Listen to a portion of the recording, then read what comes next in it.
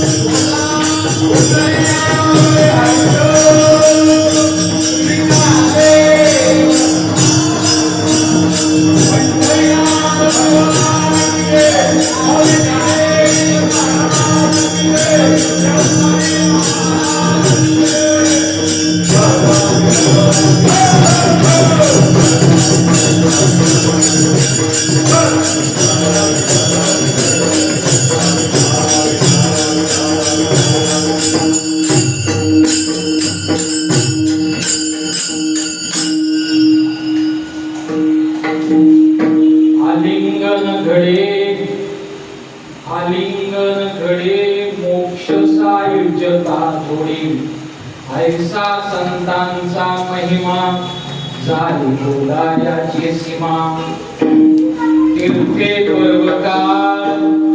तीर्थे पर्वकाळ अवधी पाया ऐसा संतांचा महिमा झाली बोलायाची सीमा तुका म्हणे देवा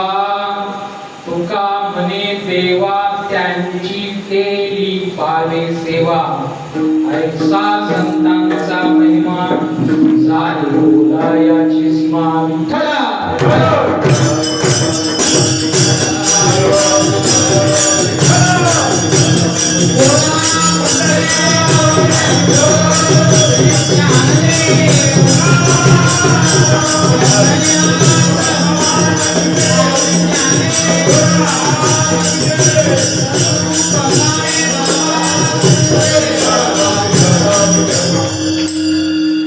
महायोग पीठे तटे धीवरत्यम वरम पुंडरीकाय दातुं मुनिं समागत्य तिष्ठन्तमानन्दकन्नं परब्रह्मलिङ्गं भजे पाण्डुरङ्गं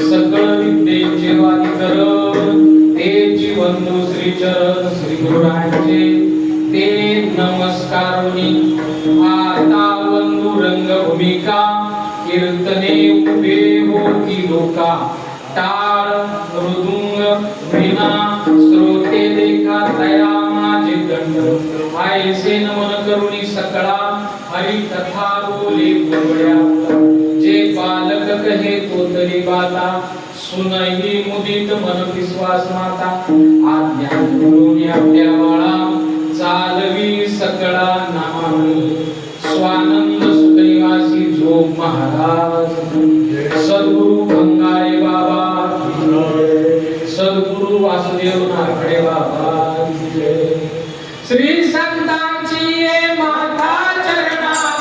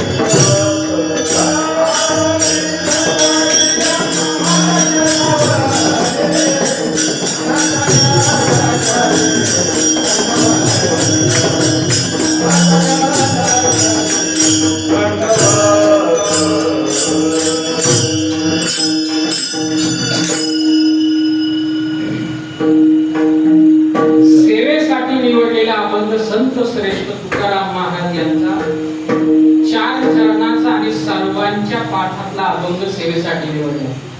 प्रस्तुत अभंगातून तुकाराम महाराज संतांचं अलौकिक महिमा प्रगट करून सांगतात. काय झालं? संत तुकाराम महाराजांकडे ज्ञान मार्गी, भक्ती मार्गी, योगी मार्गी सगळे साधक मंडळी गेले आणि त्यांनी सांगितले की महाराज आम्हाला संतांचा महिमा सांगा. त्यावेळेस तुकाराम महाराजांनी सांगितले की बाबा ज्ञान मार्गी आणि योगींसाठी सांगितलं की बाबा आलिंगन घडले, आलिंगन घडे, बरोबर का? दिले आणि घडले, घडले याच्यात फरक आहे. आलिंगन घडे मोक्ष सायुज्यता मिळतो. आणि महाराज कर्म मार्गींसाठी सांगितलं की जेवढी तेवढी तीर्थ आहे, पर्व काळ आहे महाराज, ती सगळी संतांच्या चरणाजवळ आहे. आणि महाराज सरते शेवटी भक्ती मार्गी वाल्या माणसांना सांगतात की महाराज तुम्ही जे काय संतांची सेवा करा ती सगळी त्या परमात्म्याला जाऊन मिळते. आणि महाराज यापेक्षा संतांचा महिमा सांगता येत नाही. आता ही लाईट संप्रदाय, नारखडे महाराजांचे शिष्य संप्रदाय हे एकजुटीनं या सप्त्याचं आयोजन करीत असतात.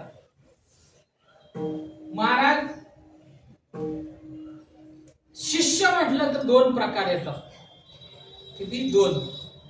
महाराज अनुकूल आज्ञा असली का शिष्य लगेच तयार होतात. पण प्रतिकूल आज्ञा असली, काय झालं? प्रतिकूल आज्ञा असली का शिष्य तयार होत नाही. महाराज एक समर्थ रामदास स्वामींच्या चरित्रामध्ये एक कथा अशी होती की त्या रामदास स्वामींचं जे प्रेम आहे ते कल्याण स्वामीवर जास्त होतं. मग ते रामदास स्वामींचे बाकी शिष्य काय म्हणायचे, महाराज तुम्ही उगाच या कल्याणावर प्रेम करता, तुम्ही जे सांगाल ते काम आम्ही करू, आम्ही सुद्धा ते काम करण्याला तयार आहे, तुम्ही उगाच कल्याणावर विश्वास ठेवता हे करतात. समर्थ रामदास स्वामी म्हटले अरे तसं नाही, मी तुमचा गेली अनेक वर्षापासून अभ्यास करत करत हे मी मत केले की कल्याण हा माझा प्रिय शिष्य आहे. पण नाही म्हणे महाराज तुम्ही उगाच त्याच्यावर विनाकारण प्रेम करता, तुम्ही सांगा की आम्ही काम करू, आम्ही हे करू.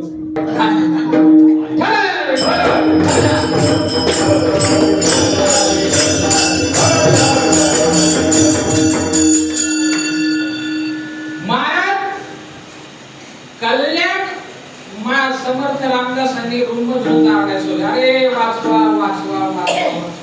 सगळे शिष्य जमून गेले.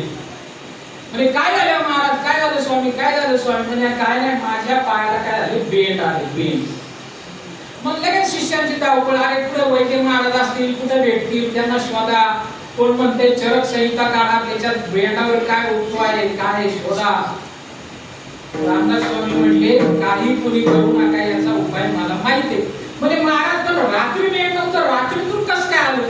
म्हणजे आता आलं नाही, शरीर भोगे. मग महाराज म्हणजे काय उपाय आहे? रामदास स्वामींनी सांगितलं नाही. रामदास स्वामींनी सांगितलं का जो कोणी हे बेंड आहे, बेंड दाताने फोडून त्याच्या आतली जी काय घाण असेल ती फोडून घेतल्यानंतर ते बरं होईल. मला दुःखापासून, वेदनेपासून शांतता मिळेल. महाराज सगळे बाकीचे शिष्य होते का, एक एक पाय माग. कल्याण स्वामींच्या कानावर ही बातमी गेली ना महाराज. कल्याण स्वामींना त्रास होते. कल्याण स्वामी पळतच आले महाराज. म्हणजे काय झालं? म्हणजे त्या बेंडाला दाताने फोडायचं ना, आपली ती घाण ओढून घे. महाराज कल्याण स्वामी डायरेक्ट स्वामींचा पायच झाला. लगेच दाताने फोडलं महाराज, आमचे आपली घाण सगळी ओढली. आणि ओढल्यानंतर कल्याण स्वामी काय म्हणले, महाराज काय गोड प्रसाद दिला तुम्ही. हे बाकीचे शिष्य म्हणजे काय येडा आहे हा.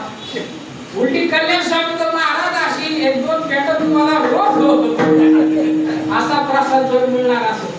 महाराज काय झालं होतं, रामदास स्वामींनी परीक्षा घेण्यासाठी गेलं होतं. कापडाचे याला आंबा बांधून ठेवा, त्याला ते गोड केलं होतं. म्हणजे वडा आंब्यातून दात फोडून वडल्यावर काय येणार महाराज, आंबरसच येणार. महाराज मला सांगायचं तात्पर्य काय का अनुकूल आज्ञा करून दिली तर मारून पाळणारा एक वर्ग असतो आणि प्रतिकूल आज्ञा पाळणारा वर्ग एक असतो. तसं संकल्पना जरी नारखेडे महाराजांची असते, मग तुम्ही सर्व मंडळी ते आळंदीला सोय होईल न होईल, तिथं व्यवस्था होऊ अगर नाही होऊ, आदरून मिळो, एवढा उन्हाळा यावर्षी कडक आहे महाराज. पण एवढ्या प्रतिकूल परिस्थितीत सुद्धा तुम्ही सर्व बंगाळे बाबांचा शिष्य परिवार या ठिकाणी येऊन हे कार्य करतात. म्हणून नारखेडे महाराजांचा आणि बंगाळे बाबांचे जर कल्याण स्वामी जर कोणी असाल तर तुम्ही सर्वजण तुमच्या चरणी नतमस्तक होतो. सर्वांनी एकदा जोरात टाळ्या वाजवा महाराज. कारण अनुकूल मार्ग सगळे पाळतात पण प्रतिकूल कोणी पाळत नाही. म्हणून या सप्ताहातील आजची 5व्या दिवसाची सेवा माझ्यासारख्या अज्ञान पामराकडे तुम्ही सोपवली महाराज. खरं तर महाराज परमार्थ करणं, नोकरी करू ना, नोकरी करणाऱ्याला परमार्थ फार अवघड आहे महाराज. आता आमचे चंद्रे महाराजांसारखे माणसं कीर्तनाला या मोठ्या महाभीती तिकडच अभंग केली तर परत परत विसरायचा महाराज. आणि अजून काय चांगलं सांगा, अजून काय शेवटी असं होतं महाराज चांगलं सगळं बाजूला पडतं आणि मग हाय ते आपलं सगळं पण चालतं. भारी भारीच्या नादी लागून काय होते महाराज. आता धनरे महाराजांची मी जवळ 13 कीर्तन ऐकले महाराज. ते विना घेताना खाली पूर्ण पाय टिपून डोक्यात टाकवतात महाराज. मला अजून डाऊट आहे, स्वागा सुटतो का काय घेता सुटतो का. हा फरक आहे महाराज, वारकरी संप्रदायाचा हा फरक आहे. पण तरी या मंडळींनी ही सेवा, आणि खरं तर सांगू का थोरात महाराज, तुमचा फोन आला ना तेव्हा मी गाडीवर होतो, मीच कन्फ्युज होतो. मला करायचं होतं 100व कीर्तन आळंदी, पण थोरात महाराजांचा फोन आला म्हणजे 26 तारीख आहे भावनेच्या बहात दिला होकार नंतर मग तुझल्या तिथे आले आळंदी. पण महाराज मनात एकच भावना घेऊन मी आलो, असो नसो भाव तुझ्या आलो या ठाया.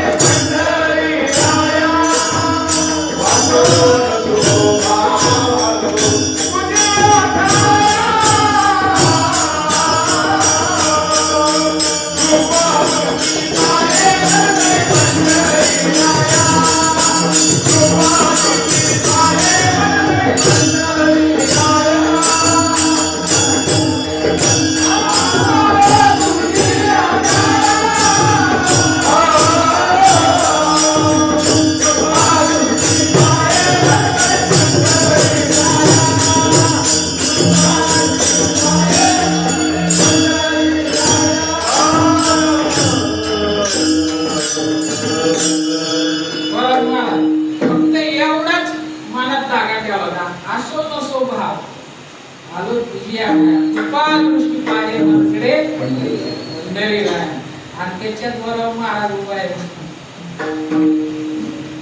आणि एक सांगतो, पवित्र अशा भूमीत महाराज काय भाग्य आहे तुमचं.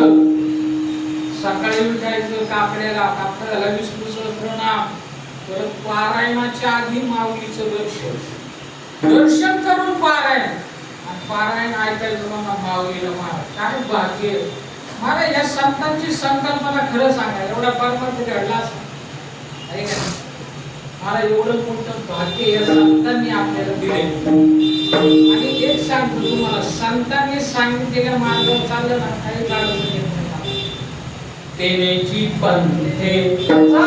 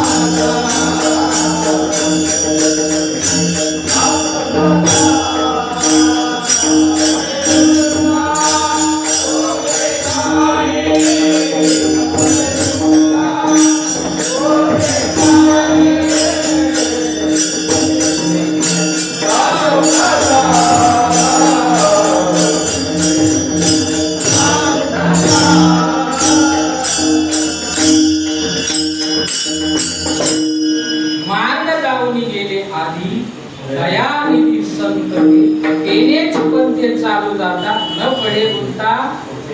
महाराज तुम्हाला काय अडचण. महाराज या भूमीमध्ये पारायण करणारे असंख्य महात्मे, असंख्य महात्मे. ही भूमी साधी नाही महाराज, पण याही याच्यामध्ये महाराज शास्त्र शुद्ध. आता आम्ही पारायण केलं होतं महाराज, आम्ही सुरुवातीला बघायचं आज किती वय आहे, किती सुरुवात आमची, आणि एका 100 वेळांना किती वेळ लागतो. महाराज आमचा असं पारायण. पण महाराज श्रद्धेने, आदर भावाने आणि नम्रतापूर्वक एका दिवसात शास्त्र शुद्ध पारायण करणारे जर कुणी असेल, आणि माऊलीने हा जर प्रसाद कोणाला दिला असेल, तर ते म्हणजे महाराज कोणी बंगाळे बाबा. बंगाळे बाबांशिवाय एका दिवसात पारायण कोणी करू शकत महाराज. आणि हे त्यांना जमतं महाराज. कोणा एवढं पारायणाला एवढं बसणं आणि एका दिवसात पूर्ण करणं. कारण एका दिवसाचं महाराज 1400 ओवे, 1800 महाराज 13 अध्याय, 18 अध्याय अवघडे. पण एवढंही सुद्धा एका दिवसात पारायण करतो बंगाळी बाबांचे. आणि महाराज हे तेच करू शकतात कोण, ज्यांचा आवडता देव.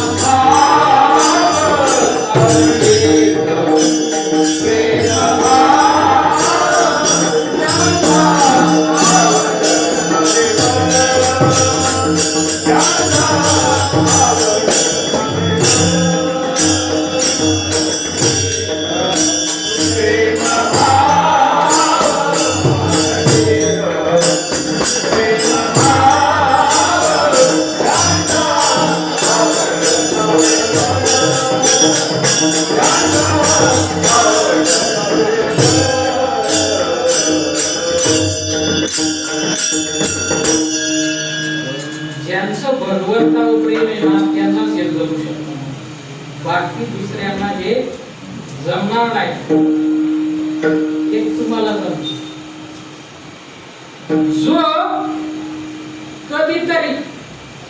कधीतरी देवाचं नाव घेतो, त्याला म्हणतात सामान्य माणूस. काय म्हणतात? सामान्य माणूस. याच्यात आमच्या दंद्रे महाराजांनी लय भारी दोन कथा सांगितल्या होत्या. आता लय मोठा आहे. महाराज एखादा मनुष्य पाणी ताण लागले उन्हाळ्यात, त्याला पाणी दिलं, पाणी त्याची ताण लागली, उरलेलं पाणी काय करतो महाराज एकूण देतो, म्हणजे गरजेपुरतं भगवंताचं नाव घे, गरजेपुरतं भगवंताचं जो नाव घेतो त्याला काय म्हणते सामान्य माणूस. दुःख असले का राम राम राम राम ते संपलं का. दुसरा आहे माणूस जो भगवंताच्या प्राप्तीसाठी प्रयत्न करतो, त्याला म्हणायचं साधक. आणि ज्याला भगवंताचा साक्षात्कार झालाय त्याला काय म्हणायचं सिद्ध. आणि महाराज तो परमात्मा ज्याच्या ताब्यात आलाय, हातामध्ये आलाय, त्याला काय म्हणायचं संत. बोधे बाबांची एक चालेल काशी महाराज चालेल गायच्या जास्त आपण प्रयत्न करू बघा. विश्वनाथ महाराज बोधे हरी आला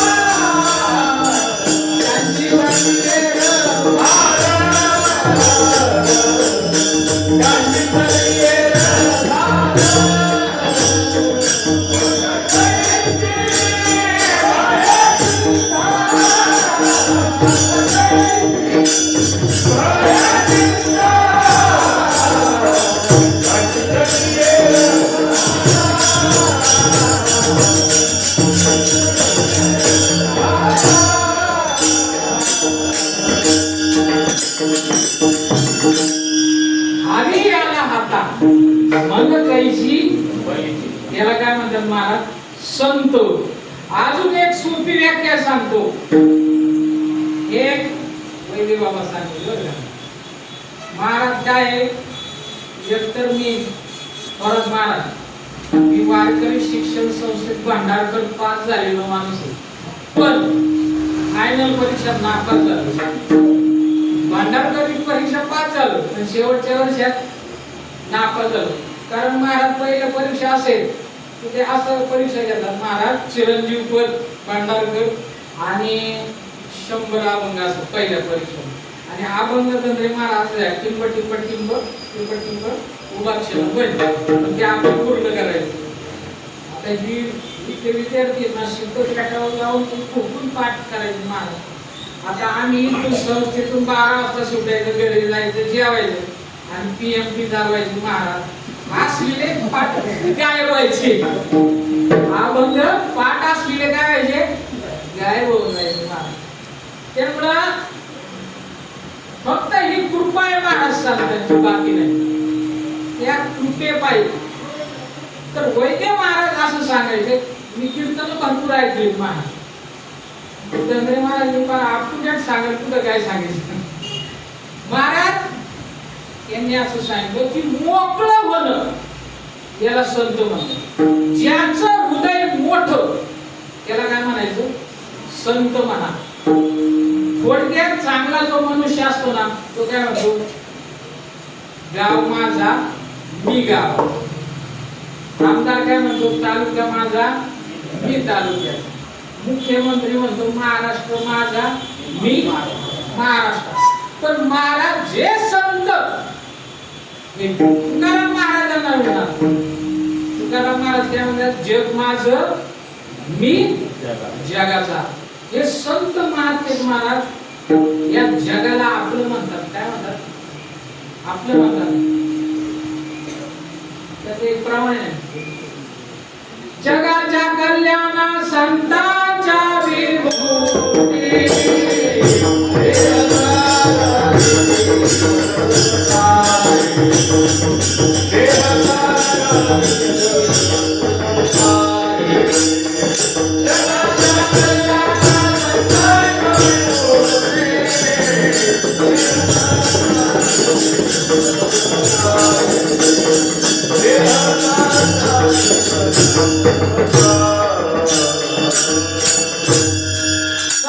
महात्मा काय म्हणतात, जगाच्या कल्याणा संतांच्या महाराज या जगाच्या कळवळ्यासाठी महाराज संत मंडळी येतात.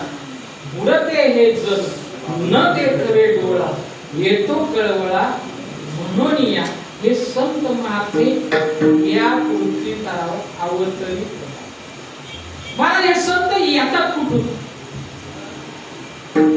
ज्ञानेश्वर माऊली म्हणतात,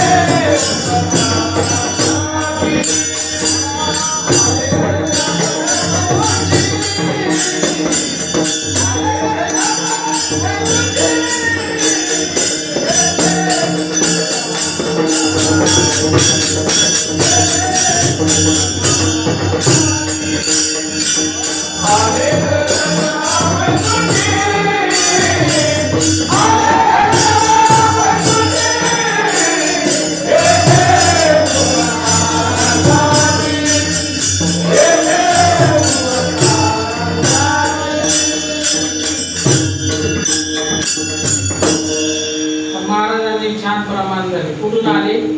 वैकुंठाहून आले. वैकुंठ म्हणजे काय?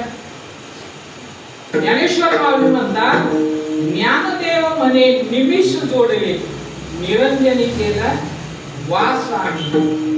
वैकुंठ निरंजनी म्हणजे काय? तर महाराज ज्याला उपाधी विकार विषय सोडा, विकार सोडा, कशाची सुद्धा उपाधी लागत नाही, असं जे तत्व त्याला काय म्हणायचं? ब्रह्म, शुद्ध ब्रह्म. त्याला महाराज निरंजन म्हणतात, नित्य म्हणतं, निराभास म्हणतं, निरंतर म्हणतं, सत्य म्हणतं. तर हे जे संत महात्मे असतात त्या शुद्ध परब्रह्माच्या स्वरूपातून विग्रह धरून या भूमीवर अवतरित होतात. निळवराया म्हणतात, ब्रह्ममूर्ती संत जगी अवतरले. ज्ञानेश्वर माऊली काय म्हणतात, उघडे परब्रह्म सद्गुरूची मूर्ती. किंवा भगवान श्रीकृष्ण उद्धवाला सांगतात भागवतामध्ये, मी निर्गुण ब्रह्म, मी निर्गुण भक्त पूर्ण ब्रह्म. ते संत ब्रह्म जाण, उघडे परब्रह्म जाण.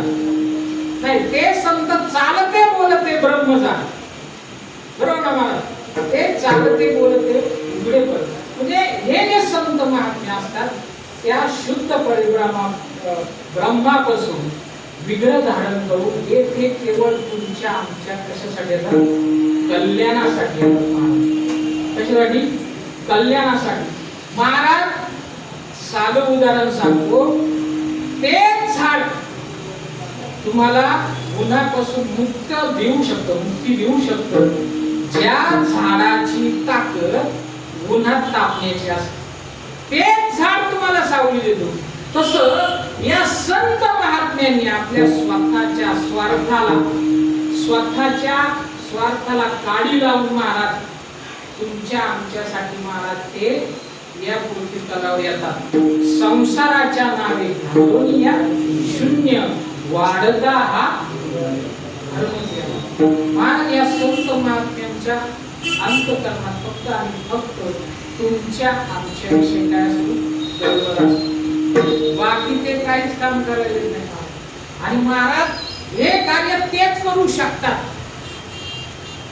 हे काम तेच करू शकतात ज्यांचं कर्तव्य संपलंय त्यांचं. आपण नाही करतो, चला करतो, नाही मला लई काम आहे, काय म्हणतो, लई काम आहे, आणि इकडं जायचं, उद्या तिकडं जायचं, इकडं जायचं. पण महाराज तेच जगाचं कल्याण करू शकतात जे निष्काम आहे, ज्यांचे कर्तव्य संपले. महाराज एक शिवरंजनी काम नाही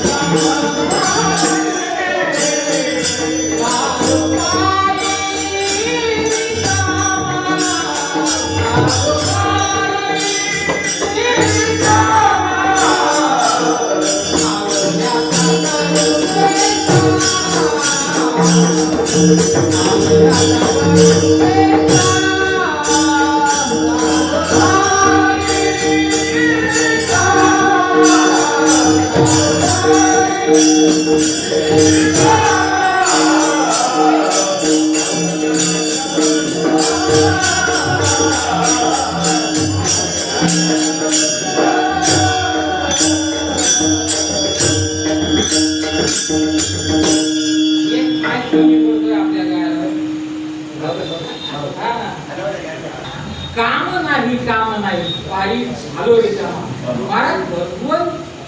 भगवन जे निष्काम झाले ना महाराज ते दुसऱ्याचं कल्याण करू शकतात. तुम्ही मग संतांच्या जीवनाचं प्रयोजन काय झालं? फक्त जीवजडांचं कल्याण करणं. आता महाराज तुमचं आमचं काय महाराज? आपल्या जीवनाचं प्रयोजन काय महाराज? आम्हाला आमच्या जीवनाचं प्रयोजनच माहिती काय? आम्हाला आमच्या जीवनाचं प्रयोजन काय हेच माहित नाही. एक सांगतो, आपण जी काय कर्म केली त्यात जी शिल्लक राहिलेली कर्म आहे ती भोगण्यासाठी आपण या ठिकाणी आलेलो नाही का? केले कर्म झाले त्याची भोगा आले, उपजले मेले ऐसे.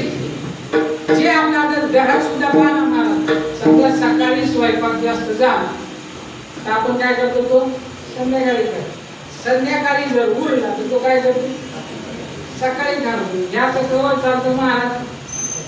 एखादं असेल तो बरे, एखादं नसली तर मग कार्यक्रम चालू. तसं महाराज आमचं शिल्लक राहिलेलं कर्म हे आम्ही भोगण्यासाठी या पृथ्वी तलावर आलो. हे काय आपलं जन्माचं काय प्रयोजन? पण महाराज या जन्मात मनुष्याचं खरं जन्माचं प्रयोजन काय? का या जन्मात आपली कर्म ही चांगली करून ही कर्म संपवण्यासाठी हा मनुष्य देईल. कर्म संपवण्यासाठी मनुष्य यात मनुष्य महाराज मुक्त होऊ शकतो. म्हणून मनुष्य महाराज म्हणतात ना, तरीच जन्म यावे दास खूपाचे व्हावे. म्हणून हा जन्म आहे ना, जन्माला येऊन त्या महाराज कर्मच बघायला. तसं हे मनुष्याच्या जन्माचं प्रयोजन महाराज. भगवंताच्याही जन्माचं प्रयोजन आहे काय? परित्राणाय साधूनां विनाशाय च दुष्कृतां धर्म संस्थापना संभवामि. हे काय भगवंताच्या जन्माचं काय प्रयोजन? मला सांगा, संत महात्मे फक्त आणि फक्त महाराज कोणासाठी येतात? आमच्यासाठी, आमच्या कल्याणासाठी येतात महाराज. ते बंगाल बाबांच्या नातून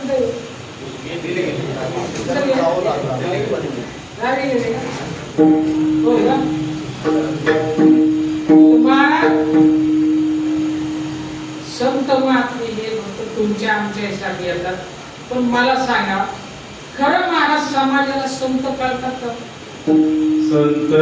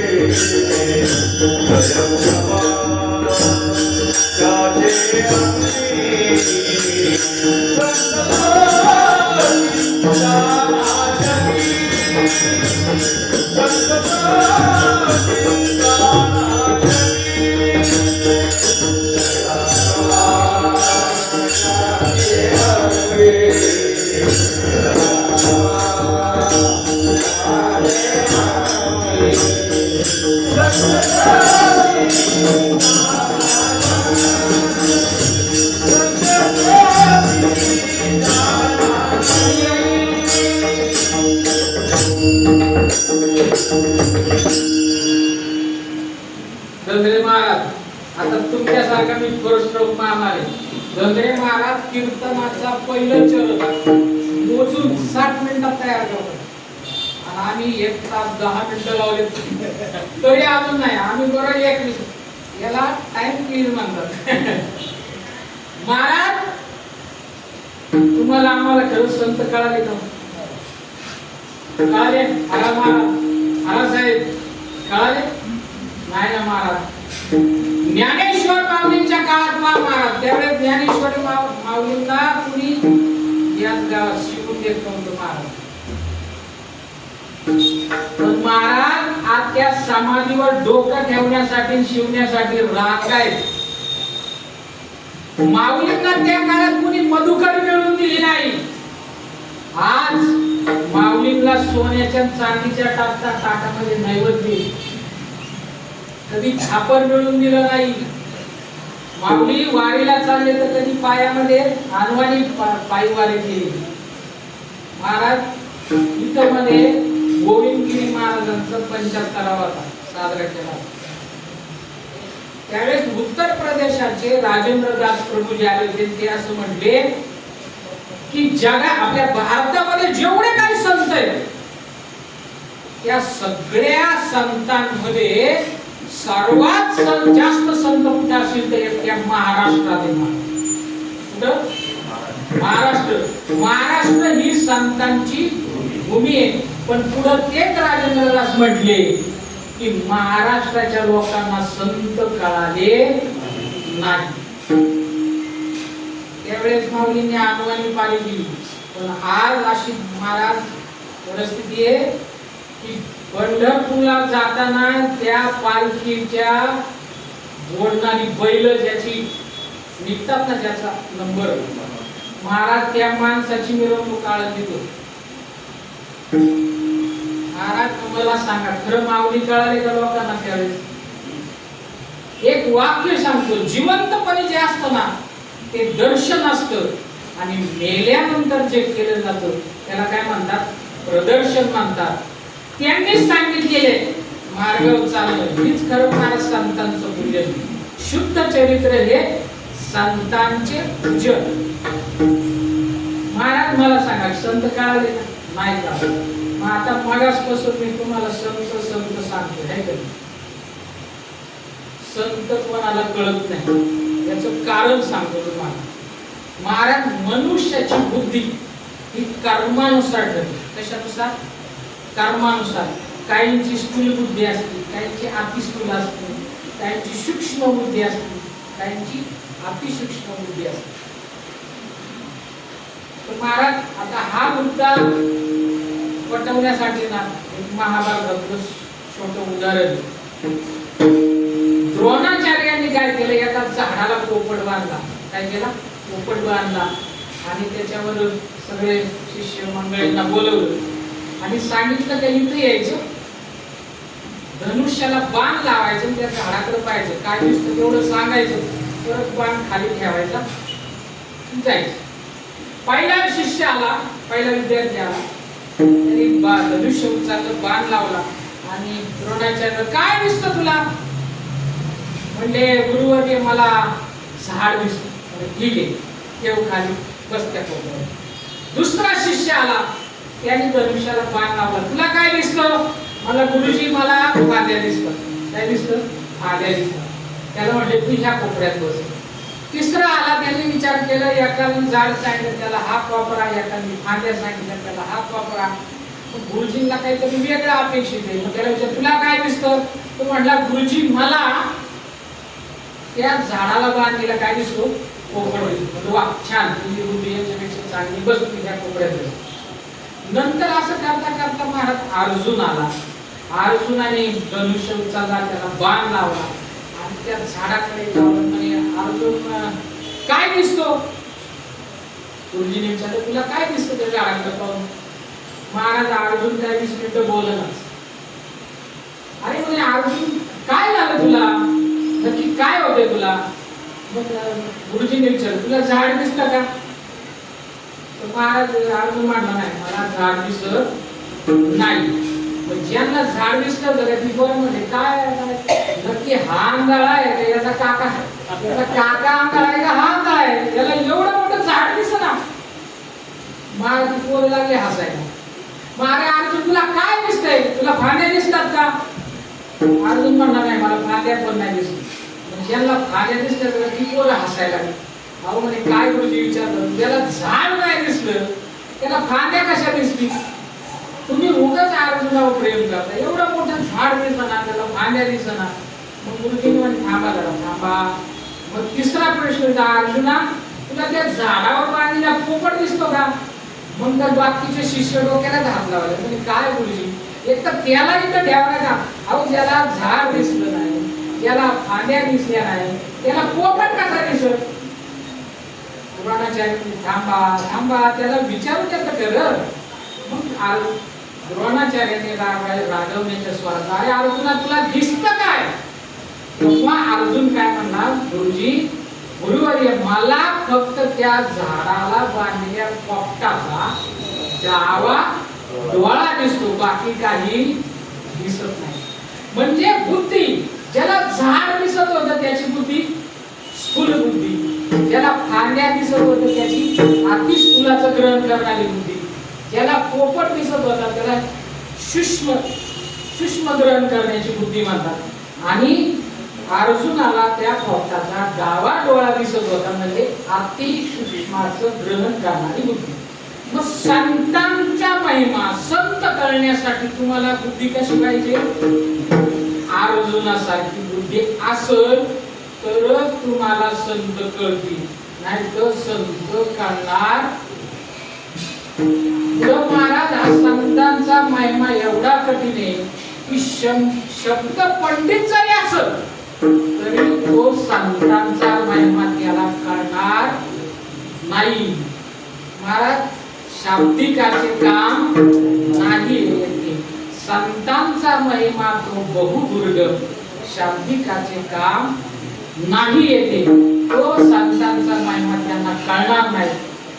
किंबहुना त्याही पुढे काही अंशी जर विचार केला महाराज क्वचित प्रसंगी, तो संतांचा महिमा नारदासारख्याला सुद्धा कळत नाही. आता हे उदाहरण सांगितल्याशिवाय महाराज माझी अभंगाची साखळी पूर्ण होणार नाही, म्हणून खूप मोठे उदाहरण आहे, पण तरी थोडक्यात सांगण्याचा प्रयत्न करतो. नारद एकदा वैकुंठात भगवंताकडे आणि भगवंताने देवा, भगवंत झोपले होते, म्हणे देवा उठा, मला संतांचा महिमा कळाला नाही तेवढा सांगा. नारद म्हणजे भगवंत म्हणजे नारदा, माझा हा झोपण्याचा टाइम आहे, तुम्ही मला आता कशाला उठावता? म्हणे नाही देवा मला संतांचा महिमा सांगा. पण भगवंत झोपेल, म्हणजे एक काम करा, तुम्ही या दिशेला जा, तिकडे तुम्हाला संतांचा महिमा कळेल. नारद एका दिशेने गेले, तिकडे होते एक वाळवंट होतं, तिकडे गेल्यानंतर नारद वाळवंट इथं काय नाही, पण एका काटेरी जोडपावर एक सरडा होता. त्या सरडाला नारदांनी पाहिलं. सरड्याची आणि नारदांची डोळ्याची एक गुण झाली. महाराज सरड्याने लगेच मान खाली टाकली. नारद म्हणे काय भानगड, माझं तोंड पाहिलं सरडा मिळाला. म्हणजे आजचा दिवस काय चालू आहे? परत नारद आले, म्हणजे देवा मला त्या दिशेला संतांचा महिमा कळाला नाही. मग भगवान म्हणजे आता दुसऱ्या दिशेला गेला. तिकडे महाराज जंगल होतं आणि त्या जंगलावर एका झाडावर एक पोपट होता. नारदांनी चांगला आवाज येतो म्हणून वर पाहिलं, पोपटाने खाली पाहिलं. नारदांची त्यांची एक डोळा भेट झाली. महाराज पोपटाने तिथून मान टाकली नारदाच्या पायावर. नारद तर घाबरलेच नाही, अरे हे काय भानगड, जर संतांचं तोंड पाहून जर माणसं मारायला लागली तर महाराज माणसं वारकऱ्यांना गावात फिरून देतील का? नाही का नाही? संतांच्या दर्शनाचा लाभ काय महाराज? संत दर्शनी आला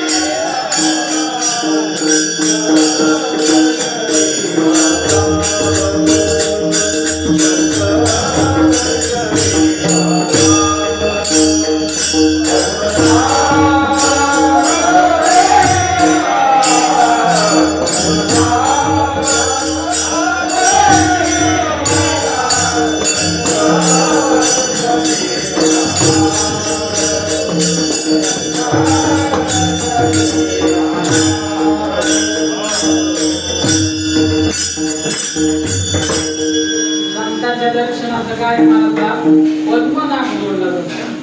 आणि असे जर जीव लागायला लागले तर नाग म्हणजे हा काय प्रकार? बरोबर भगवंताच्या राजीमध्ये द्यावा मला त्या दिवशीला संतांचा माय म्हणाय कळाला नाही.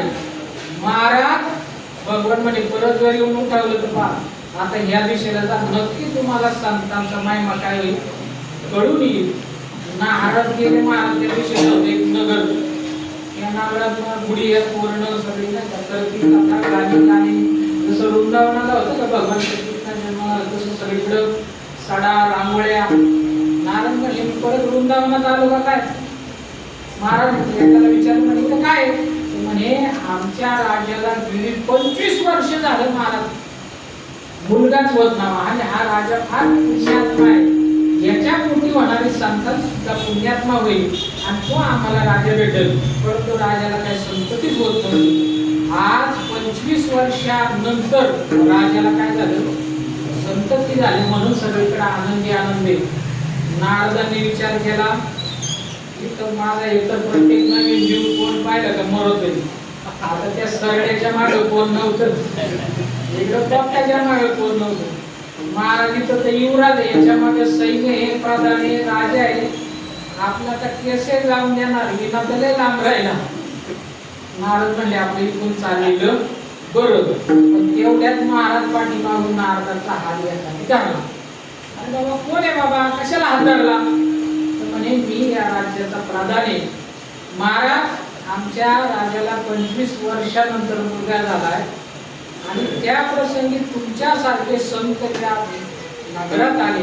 महाराज संत आपल्या गावात येणं आपल्या नगरात येणं घरी येणं महाराज हाच खरं महाराज तुमच्या भाग्याचा उदय भाग्याचा उदय.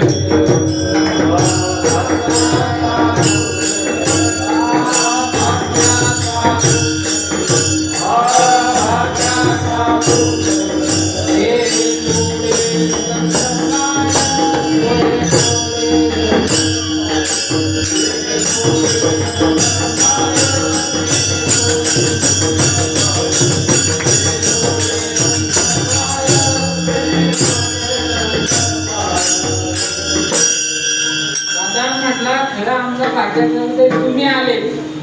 महाराज नारद नको म्हणता म्हणता हात धरून राजवाड्यात गेले. राजाने नारदाला पाहिले हात जोडले आपल्या आसनावर बसवलं आणि राजाने ऑर्डर दिली. राजाने फरमान सोडलं महाराज 8ला 5 कमी युवराजांना घेऊन या. महाराज जसं युवराजांना घेऊन या तसं नारदाने तोंडावर हात ठेवला. नारदांना भीती काय आपलं तोंड युवराजाने पाहावा जर काय कमी आला तसं होईल. महाराज तोंडावर हात ठेवला, युवराज आले, नारदांच्या मांडीवर युवराज दिला. नारद काय तोंडावर हात काढीना. राजा प्रधान म्हणे हे काय? प्रधान म्हणला काय मंत्रोपचार चालू आहे, दोन हात ठेवून आशीर्वाद देतील नंतर. पण इकडं नारदाचा धावा वेगळा ते देवा तुला झोपतून उठावलं, एकदा वाचव या प्रकरणात. काय एकदा वाचव, परत काय झोपत येऊन उठावणार नाही. महाराज 20 मिनिटं झाले तरी महाराज काय तोंडावर हात काढीना. शेवटी महाराज ते युवराज बोलायला झालेलं बात म्हणजे अहो नारद तुमचं मुख कमल पाहू द्या. अहो तुम्हाला असं वाटतं का तुमचं तोंड पाहिल्यावर मारायला काय सारडा आहे का पोपट आहे? नारद म्हणजे तुला नाही कसं काय माहिती बाबा? मग त्या युवराजाने सांगितलं महाराज मी सरड्याच्या जन्मात मीच होतो. मी देवाचा धावा करायचा, या योनीत कशाला देवा मला पाठवलं? तर भगवंताने मला मला माझ्याकडे पाठवलं. तुमचं दर्शन मला झालं आणि त्या जन्मातून माझी मुक्तता झाली. मला पुढचा जन्म पोपटाचा मिळाला. तुम्ही त्या दिशेने आले, तुमचं दर्शन झालं.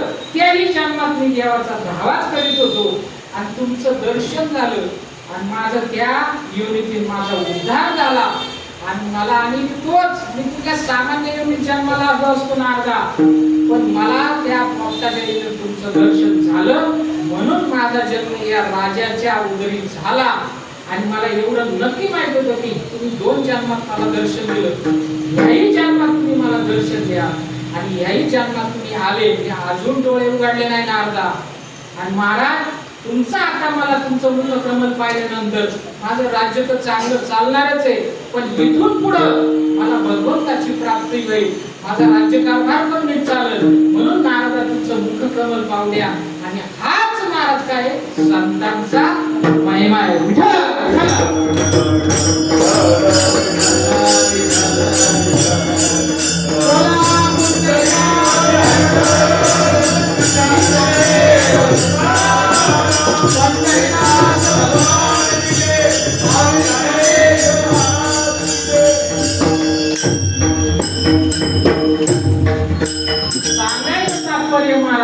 क्वचित प्रसंगी नारदाला सुद्धा संतांचा महिमा कळत. याच्याही पुढे सांगतो तुम्हाला, तोच संतांचा महिमा महाराज नारदाच्या बापाला सुद्धा कळत नाही. त्यांचा महिमा काय वर्णून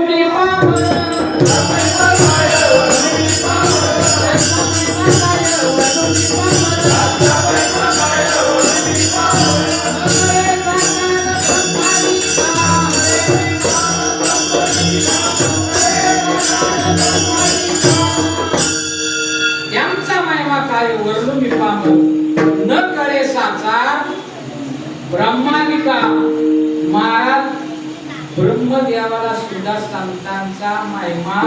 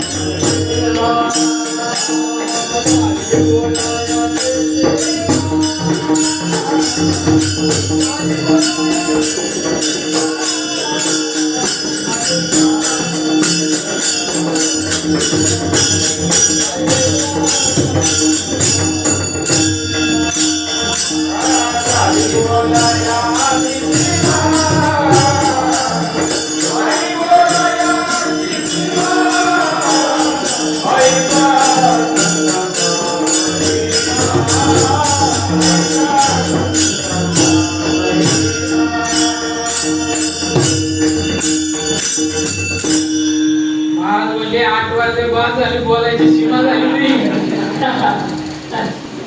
एक पण आम्ही सांगते आजच्या आवडत्याचं दुसरं चरण घेतलं.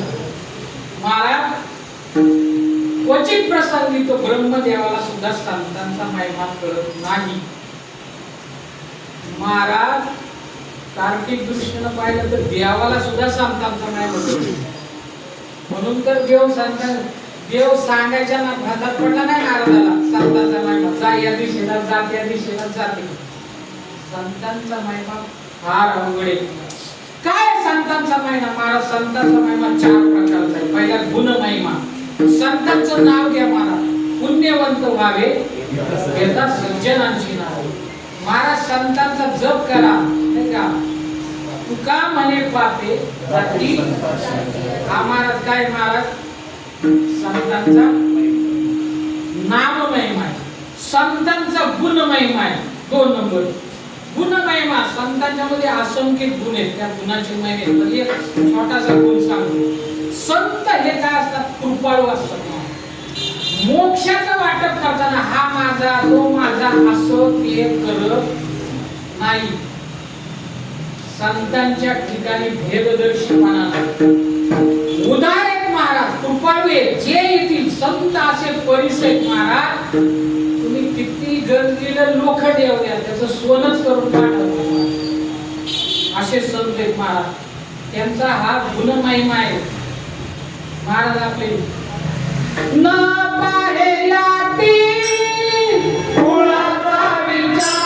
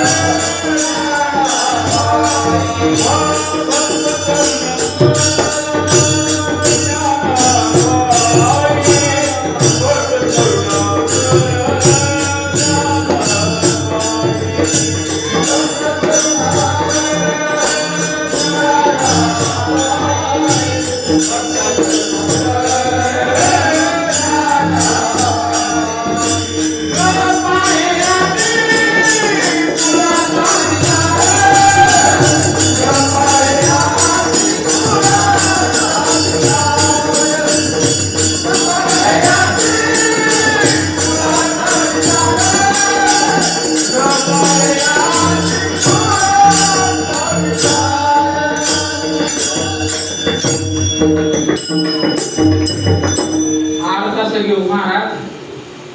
बरोबर 8:30 ला आपल्याला कीर्तन संपवायचे. पण महाराज आपल्या घरी कीर्तन झालं होतं. गंधरे महाराज खाली बसलीला घर गात होतं महाराज. तुम्ही गायचं हे जी प्रमाण आहेत ना हे तुम्ही पण म्हणायला पाहिजे. आम्ही काय उठता घेतलाय काय महाराज. खाली बसणाऱ्यांनी पण गायलं पाहिजे नाही का. आनंद घ्यायचा महाराज. परमार्थ म्हणजे आनंद घेणे, स्वतः घेणे आणि मग दुसऱ्याला देणे. सेवितो हार्डस वाटितो. हा पहिला काय करायचं आपण घ्यायचा महाराज. खाली बसणाऱ्यांनी पण घ्यायचं महाराज. काय मला म्हणून महाराज गायन येत नाही त्यामुळं मला असं वाटत कीर्तनात नुसतं गायनच करावं गायनच करावं. आणि ज्याला जो गायक असतो महाराज तो कीर्तन बघा कठीण महाराज 3 ते 4 प्रमाणे घ्या. आता ते काय करायचं स्त्री पुरुषाचा जसा भेद असतो ना. मुलीला बाप आवडतो, बापाला आपल्या पोराला आई आवडतो. तसंच प्रकारे गायक आहे त्याला वक्तृत्व आवडतं आणि त्याला वक्तृत्व येतं तो म्हणतो नाही गायक पाहिजे. बरं महाराज अशी परिस्थिती. महाराज संतांच्या ठिकाणी हा गुणमय नाही. हा ते भेद करत नाही. हा माझा तो माझा. दुसरे महाराज शक्ती आपलं स्वरूप महिमा. संतांचं स्वरूप देवतेची संत देवतेची संत. संतांच्या ठिकाणी महाराज स्वरूप महिमा आहे. आणि चौथा आहे महाराज शक्ती महिमा. शक्ती महिमा दोन प्रकारे, लौकिक शक्ती महिमा. लौकिक शक्ती महिमा म्हणजे तुम्हा आम्हाला दिसणारा महिमा. म्हणजे जसं ज्ञानेश्वर माऊलींनी रेडा बोलवला, भिन्न चालवली, किंवा जेवढे काही महिमा दिसणारे, तुकाराम महाराजांनी वह्या पाण्यामध्ये काढल्या, कोरड्या ठेवल्या. म्हणजे दिसणारा जो महिमा असतो त्याला काय म्हणायचा? लौकिक संतांचा शक्ती महिमा म्हणतो. म्हणजे सर्वसामान्य. आपण एखाद्या गावाला गेल्यावर गावकरी सांगतात, बघा हा 100 वर्षापूर्वी आमच्या पंक्तीला तूप कमी पडलं होतं, महाराजांनी घागरीवर पाणी पुढे ठेवलं, हात लावला आणि त्याचं काय झालं? तूप झालं आणि पंक्तीला वाढलं. हा काय झाला? महाराज लौकिक महिमा झाला.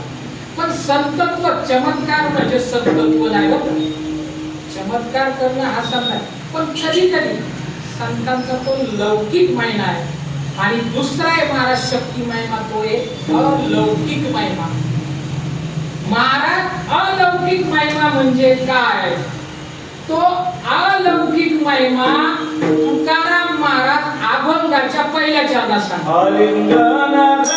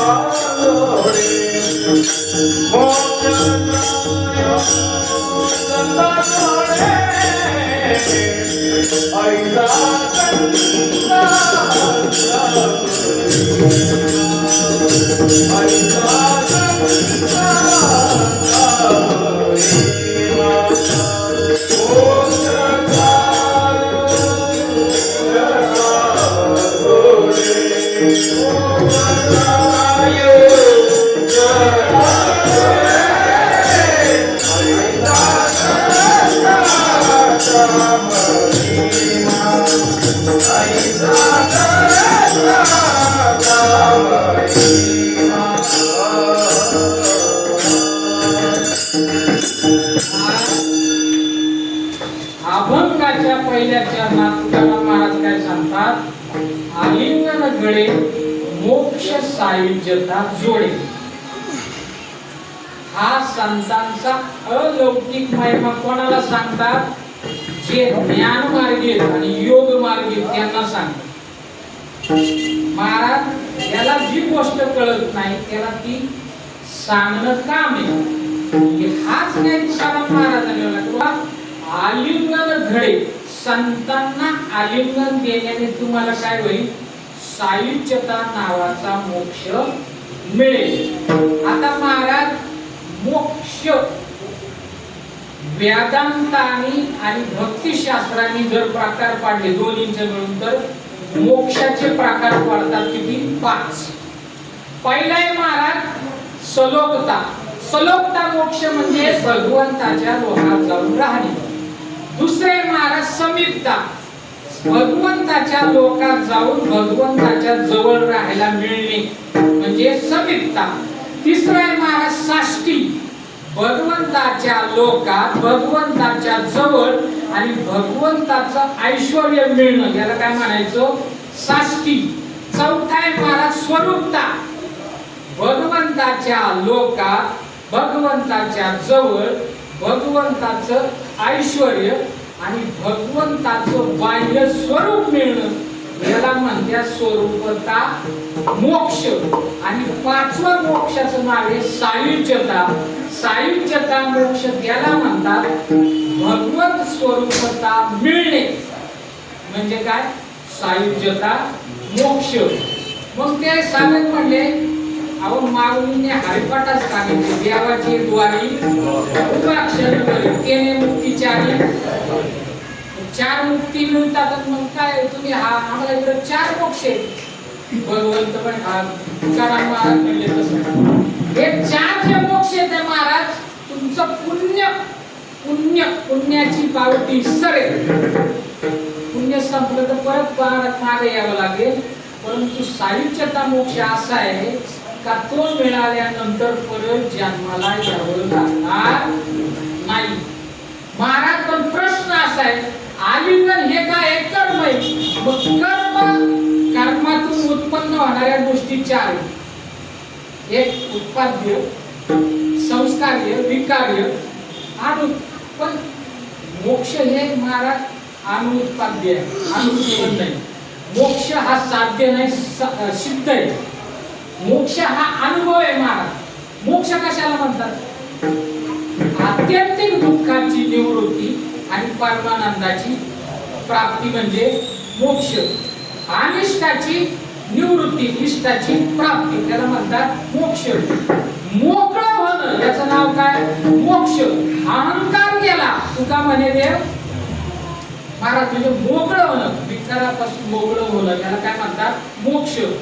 मग महाराज संतांच्या आलिंगनाने मोक्ष कसा काय मिळतो? कारण वेदांत शास्त्र सांगतात की ज्ञानाविना मोक्ष नाही हा सिद्धांत. ज्ञानाशिवाय मोक्ष मिळत नाही. मग संतांच्या आलिंगनाने कसा काय मोक्ष मिळतो? तर महाराज म्हणले शक्य. हे आलिंगन म्हणजे तुमच्या आमच्या सारख्याच नाही, निर्मळ स्फटिकासारखं पवित्र विकार रहित संतांचं शरीर असतं. दिव्य तेज पुंज मदनाचा पुतळा, आरती तुकारामा, स्वामी सद्गुरुदामा, सच्चिदानंद मूर्ती. संतांचं शरीर हे काय? दिव्य. पण त्यांचं आलिंगन जर तुम्हाला मिळालं महाराज, मोक्ष मिळणं शक्य आहे. त्याला प्रमाणे आलिंगन संतांची या दिव्य झाली माझी काया. काया दिव्य होणं म्हणजे काय महाराज? मोक्ष आहे. अहंकार जाणव म्हणजे मोक्षच आहे महाराज. चंद्र देते चंद्रिका, शंभू देते अंबिका, नाही का? शंभू देते अंबिका, संत तिथे विवेका असणे. महाराज जिथं संत तिथं ज्ञान आहे. मग गुरु ते ज्ञान, नाही का? म्हणजे ज्ञान संतांच्या जीवास महाराज सुखाची अनुभूती येते, दुःख नाहीसं होतं. म्हणजे तुम्हाला मला संतांच्या आलिंगनाने मोक्ष मिळतो. आणि तोही कोणता मिळतो? सायुज्यता मोक्ष मिळतो. मग ते म्हणे असं कसं शक्य आहे सायुज्यता मोक्ष मिळणं? ते असं तुकाराम महाराज म्हटले, बाबा हो, संतांचं काम असंच आहे महाराज, चौकटी बाहेरचं करतात म्हणून तर त्याला महिमा म्हणतात ना. म्हणून त्या संबंधाने काही बोलता येत नाही, नाही का? झाली बोलायची सीमा. ऐसा संतांचा महिमा, झाली बोलायची सीमा. विठ्ठल विठ्ठल.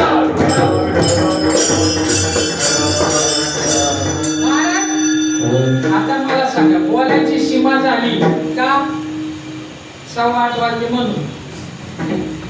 संतांचा महिमा अनिर्वचनीय महिमा आहे महाराज. अनिर्वचनीय त्याला म्हणतात का ज्याच्या विषयी काही बोलता येत नाही. महाराज असे चार आहेत. एक महाराज भगवंताच्या स्वरूपाविषयी काही बोलता येत नाही. तुझं सगुण म्हणू की निर्गुण? सगुण निर्गुण एक गोविंद. दुसरे महाराज प्रेमाच्या संबंधाने काही बोलता येत नाही. प्रेम नाही सांगता, प्रेम नाही बोलता, अनुभव चित्ता चित्त जाणे. दुसरे महाराज मायेच्या विषयी काही बोलता येत नाही. चौथे महाराज संतांच्या महिमाविषयी काही बोलता येत नाही. म्हणून महाराज म्हणतात ऐसा संतांचा महिमा, झाली बोलायची सीमा. मग कर्ममार्गीवाले जे साधक होते ते तुकाराम महाराज म्हणले, आम्ही तर महाराज ज्ञान मार्गी नाही, योगी मार्गी, आम्ही कर्ममार्गी आहेत. मग आमच्यासाठी काय? तर मग तुकाराम महाराज त्यांना म्हणले, कर्ममार्गी तुम्ही काय करता? तर ते म्हणले आम्ही तीर्थाला जातो, पर्वकाळ साधतो, पुण्य कमवतो.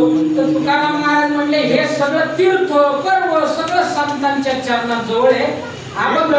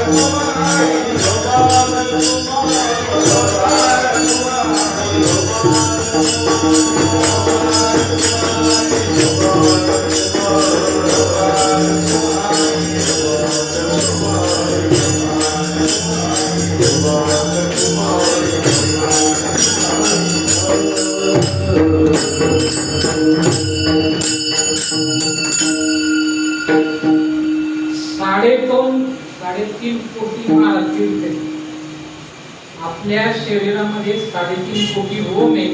त्या प्रत्येकासाठी एक एक महाराज तीर्थ तिथे गेल्यावर काय होतं, पुण्य मिळतं. आणि महाराज पर्व काळ नाही, महाराज एकादशी हा पर्व काळ आहे, 3 वर्षाने अधिक मास असे जे काय पर्व काळ आहे, या सगळ्यांचं पुण्य हे संतांच्या काही चरणाजवळ तीर्थे पर्व काळ अवधी पाया ते सकळ.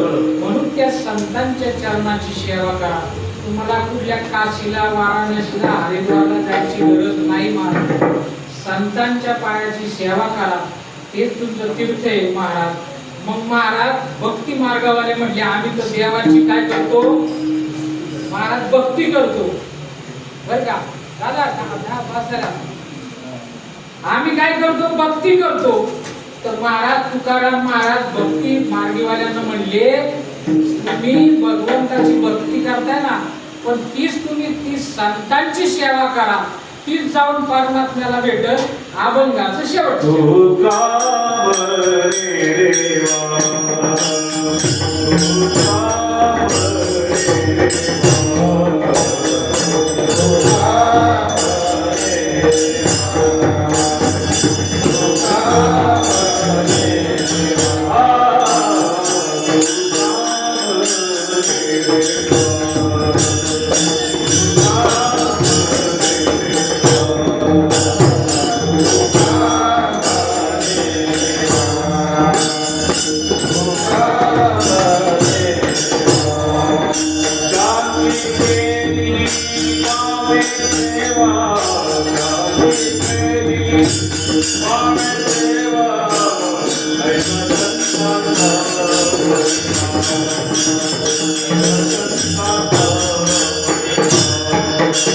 Hare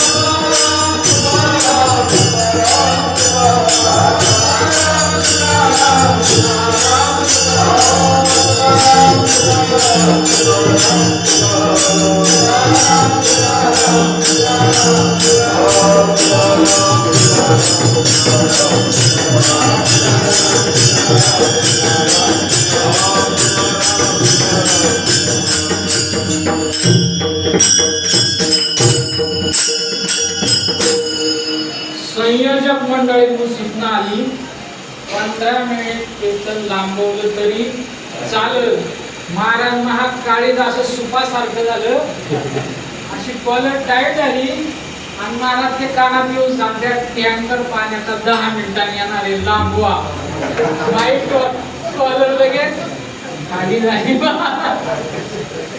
पण जावा देवाची इच्छा 10 मिनिटं वाढले आपले. महाराज अभंगाच्या शेवटच्या चरणामध्ये तुकाराम महाराज काय सांगतात, तुका म्हणे देवा काय त्यांची केली पावे सेवा.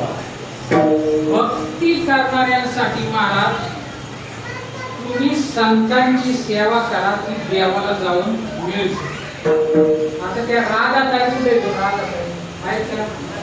हा हात वर का. या माऊलीने एवढी 7 दिवस सेवा केली महाराज. मी पाहिलं ते काम आलं होतं की दांबर माऊली तुम्ही इथं जेवढी काही संतांची सेवा केली राधाताई सगळी कुठं पोचणार आहे, देवाला पोचणार आहे. संतांची सेवा केली का ती कुठं पोचते, देवाला. महाराज वारकरी संप्रदायात एक फार प्रसिद्ध उदाहरण आहे. अनेक महाराज मंडळींनी ते उदाहरण सांगितले. कृष्णा वारकरी होते. काही महाराज असे वारकरी की इथून आळंदीहून त्रयोदशीला निघायचं आणि अष्टमीला पुढे पोचायचं, नवमीला पुढे पोचायचं पंढरपूरला. पंढरपूरवरून त्रयोदशीला निघायचं आणि नवमीला पुढे पोचायचं.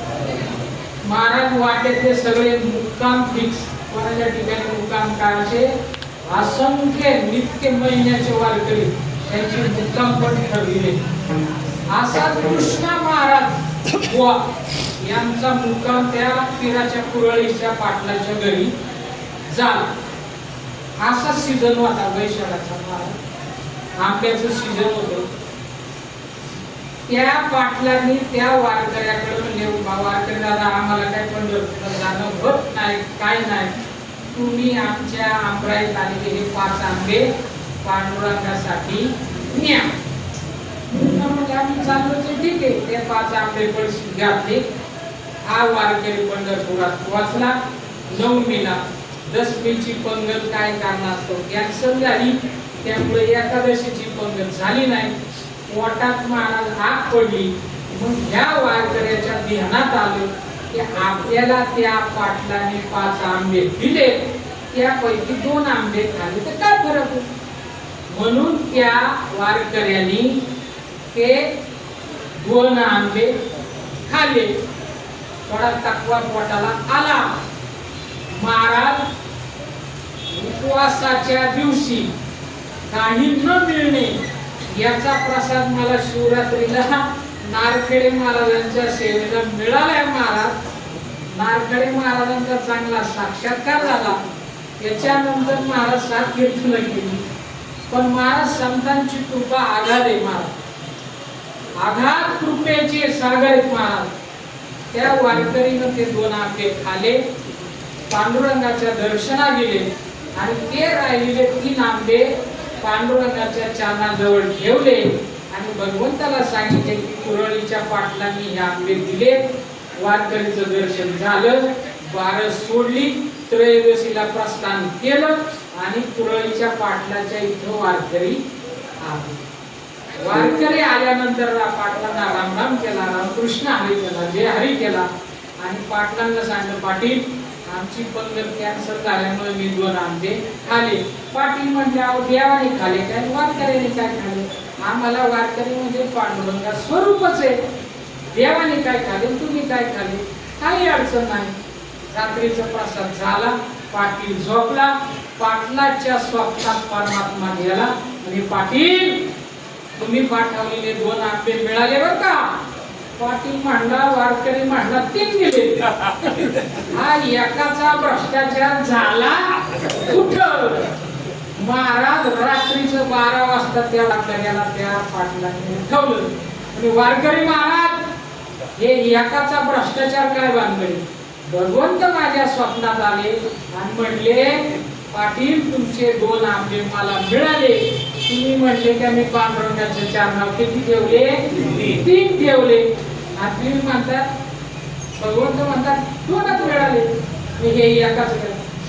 वारकरी म्हणला, पाटील ये पा, तुम्ही मला विचारलं नव्हतं का आंबे किती ठेवले का, तरी मी स्वतःहून सांगितलं ना का मी 2 आंबे खाले, 3 देवाजवळ ठेवले. मग मी स्वतःहून सांगितलं, तुमचा अविश्वासाचं काय कारण नाही. तुम्ही विचारलं असतं, मी जर सांगितलं असतं तर आले, पण मी स्वतःहून सांगितलं, मी खोटं बोलत नाही. आता पाटीलाचा झाला तिडा, यांना काय म्हणताय, देवाने स्वप्नात सांगितलं. पाटील हिरमुसला परत जाऊन झोपला. परत भगवंत त्याच्या स्वप्नात आले म्हणजे, पाटील तुमचे 2 आंबे मिळाला. काय देवा, तुमचा वारकरी खोटा बोलतोय का तुम्ही खोटं बोलताय?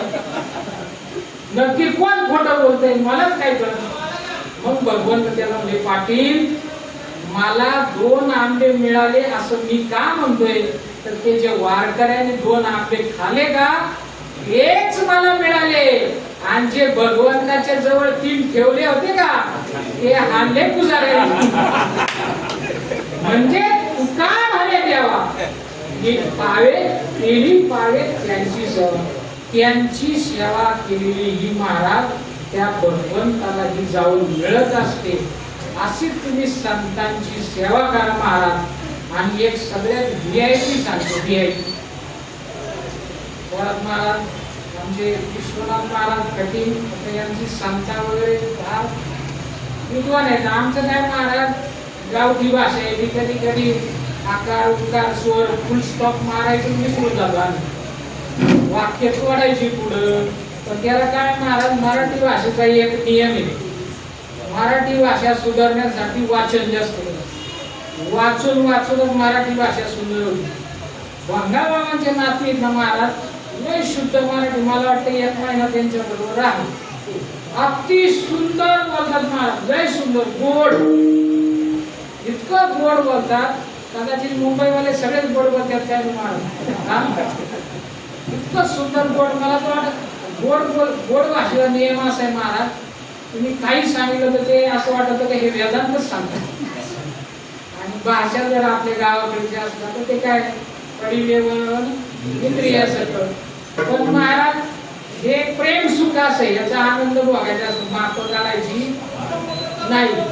महाराज आता व्हीआयपी वर जा. राधा ताई पुढे, हा राधा ताई पुढे याव. एक सांगता ते व्हीआयपी खास त्यांच्यासाठी सांगणार आहे, पण तुमच्यासाठी पण लय महत्वाचं महाराज. बरोबर महाराज, तुम्ही आता मोबाईल ठेवा, व्हीआयपी आता तुम्ही तर विद्वान आहे पण आहे का व्हीआयपी? कीर्तन असेल महाराज, ज्याला फिट झालं त्याला झालं, नाही झालं त्याला नाही झालं. दुर्योधन गीता असं सांगती, ज्याना मी धर्म नचमे प्रवृत्ती. म्हणजे धर्म काय आहे मी जाणतो, पण माझी त्याच्यात प्रवृत्ती होत नाही. ज्याना मी अधर्म नचमे निवृत्ती. म्हणजे अधर्म काय हे मी जाणतो, पण त्याच्यात मी ते सोडू शकत नाही, त्याच्यातून निवृत्ती होण्याची माझी इच्छा नाही. महाराज हाच प्रश्न सगळ्यांना आहे महाराज, कठीण महाराज हाच प्रश्न आहे. तंबाखू खाणाऱ्याला असू द्या, विमल खाणाऱ्याला असू द्या, पिणाऱ्याला असू द्या, कोणाला असू, त्याची इच्छा असते की वाईट जीवन जगू नये. आता मला पण फार वाटतं की व्यायाम करावा, बॉडी फिट करावा, पोट कमी करावा, त्या दुसऱ्याला काय वाटत नसेल. आजच पोट पाहून आलाय महाराज, आता त्याला वाटलं आपण आतळ व्हावं. पण महाराज चांगले होण्याची इच्छा असती, पण होत नाही. याचं कारण काय असेल तर महाराज याची दोन कारण. एक आहे मन आणि दुसरे महाराज काय स्वभाव. मन आणि स्वभाव, तुम्ही घेतलेले संकल्प, तुम्ही केलेला चांगला विचार, सांगा मनावर ताबा आणि स्वभावावर बदलणार कसा? मन आणि स्वभाव बदलणार कसा याचा हा गुरुमंत्र आहे. राधाताई हा गुरुमंत्र आहे, ऐका बरं का प्रत्येकाने. आमच्या इकडे असे एवढे महाराज, विमल बद्रे महाराज, विमल सोड सोड सोड. शेवटी महाराज कॅन्सर झाला, किती दिवस ऍडमिट, मरणाच्या दाढेतून. म्हणजे मन आणि स्वभाव सोडून देत नाही महाराज, मन आणि स्वभाव सोडून देत नाही.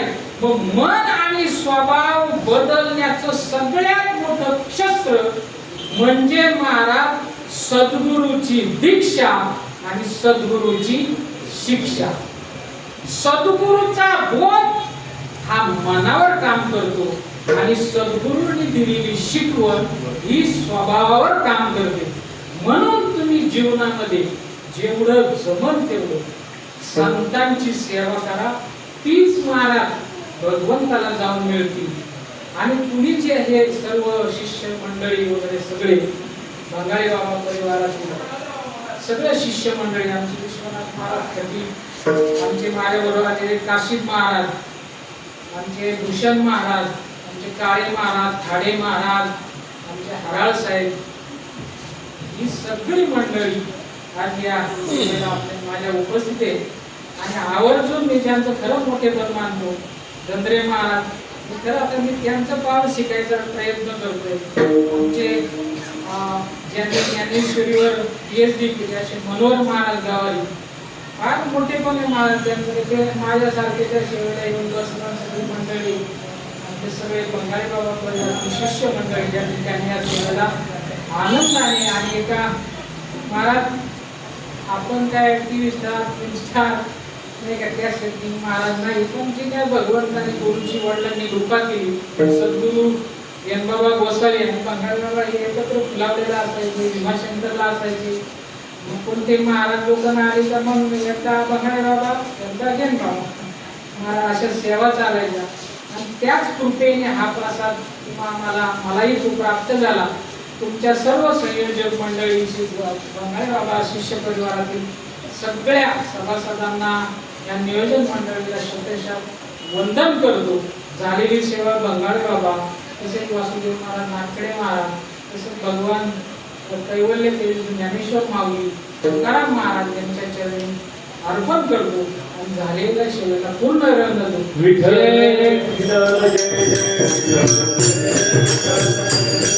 हा जय विठ्ठल जय विठ्ठल हा बोली